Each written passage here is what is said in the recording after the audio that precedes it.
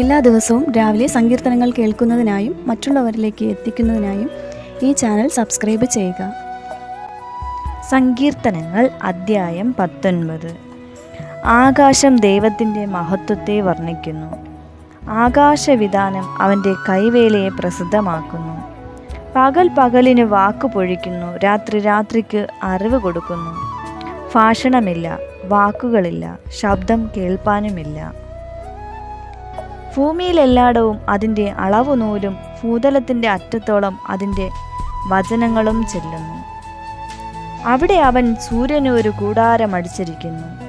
അത് മണവറയിൽ നിന്ന് പുറപ്പെടുന്ന മണവാളനു തുല്യം. വീരനെപ്പോലെ തൻ്റെ ഓട്ടം മൂടുവാൻ സന്തോഷിക്കുന്നു. ആകാശത്തിൻ്റെ അറ്റത്തു നിന്ന് അതിൻ്റെ ഉദയവും അറുതി വരെ അതിൻ്റെ അയനവുമാകുന്നു.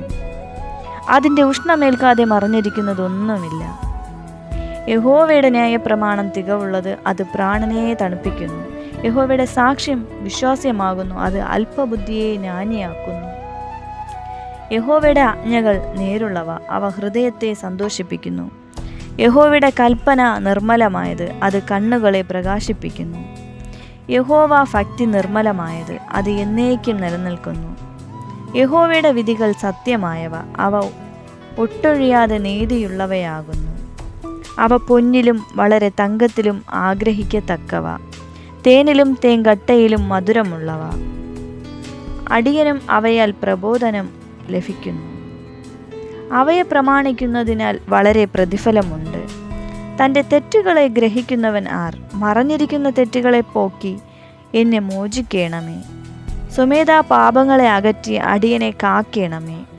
അവ എൻ്റെ മേൽ വാഴരുതേ. എന്നാൽ ഞാൻ നിഷ്കളങ്കനും മഹാപാതകരഹിതനും ആയിരിക്കും. എൻ്റെ പാറയും എൻ്റെ വീണ്ടെടുപ്പുകാരനുമായ യഹോവേ, എൻ്റെ വായിലെ വാക്കുകളും എൻ്റെ ഹൃദയത്തിലെ ധ്യാനവും നിനക്ക് പ്രസാദകരമായിരിക്കുമാറാകട്ടെ.